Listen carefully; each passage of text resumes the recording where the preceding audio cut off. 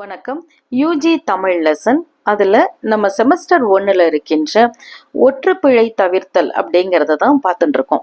இதில் பார்த்தீங்கன்னா வல்லினம் மிகும் இடங்கள் என்னென்னு சொல்லிட்டோம், வல்லினம் மிகா இடங்கள் என்னென்னு சொல்லிட்டோம். இப்போ ஈரொற்று வரும் இடங்கள், ஈரொற்று அப்படின்னா 2 புள்ளி வச்ச எழுத்து ஒன்னா வர இடம் எங்கெங்க அப்படிங்கிறது தான் தெரிஞ்சுக்க போகிறோம்.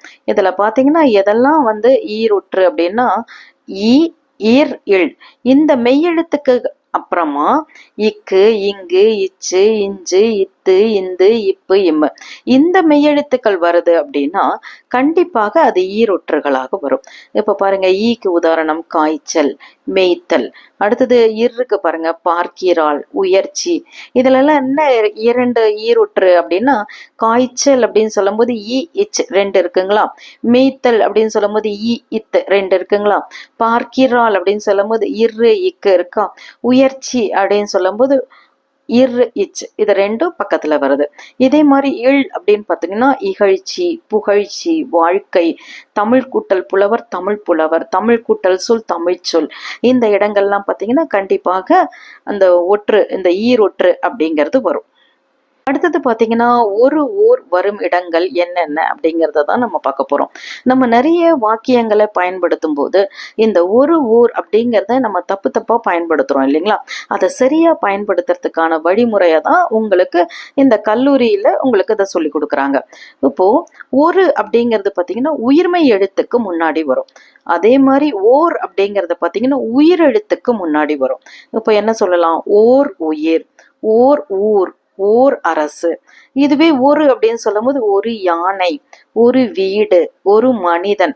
அப்போ இந்த மா அப்படின்னு சொல்லும் போது அது இம்மு கூட்டல் ஆணு வருது இல்லைங்களா, அப்போ அது உயிர்மை எழுத்து. எனவே இந்த உயிர்மை எழுத்துகளுக்கு முன்பு கண்டிப்பாக ஒருங்கிறது வரும். ஓர் அப்படிங்கிறது உயிரெழுத்துக்கு முன்பு வரும். சின்ன வயசுல இருந்து நம்ம கதையெல்லாம் கேட்போம் இல்லையா, ஓர் ஊரில் ஒரு ராஜா இருந்தார், இதுதான் சரியானது. ஆனா நம்ம சொல்லும் போது ஒரு ஊர்ல ஒரு ராஜா இருந்தாரு அப்படின்னு எல்லாத்துக்குமே நம்ம ஒரு அப்படிங்கிறத பயன்படுத்துறோம். எனவே இதை தெரிஞ்ச பிறகு உயிரெழுத்துக்கு முன்பு ஓரையும் உயிர்மை எழுத்துக்களுக்கு முன்பு ஒருவையும் நம்ம பயன்படுத்தணும். அடுத்தது பார்த்தீங்கன்னா தான், தாம் வரும் இடங்கள் என்ன அப்படிங்கிறது தான். தான் அப்படிங்கிறது ஒருமைக்கு வரும், தாம் அப்படிங்கிறது பன்மைக்கு வரும்.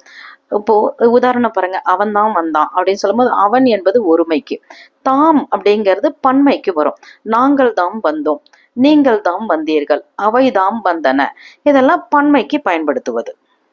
அடுத்தது அது, அஃது எங்கெல்லாம் வரும் அப்படின்னு பார்த்தீங்கன்னா அது அப்படிங்கிறது உயிர்மை எழுத்துகளுக்கு முன்பு வரும். அது, இது அப்படிங்கிறதெல்லாம் உயிர்மை எழுத்துகளுக்கு முன்பு வரும். அது மாடு, அது வீடு, அது பசு அப்படின்னு சொல்லுவோம். அஃதுங்கிறது எங்க வரும் அப்படின்னா உயிரெழுத்துகளுக்கு முன்பு அஃது என்பது வரும். எப்படி சொல்லலாம், அஃது அணில், அஃது ஆடு, அஃது இலை, அஃது ஏனி, இதெல்லாம் பார்த்தீங்கன்னா உயிரெழுத்து. எனவே உயிரெழுத்துகளுக்கு முன்பு அஃது என்பதை பயன்படுத்தணும். அதுங்கிறது உயிர்மை எழுத்துகளுக்கு முன்பு நாம் பயன்படுத்த வேண்டும்.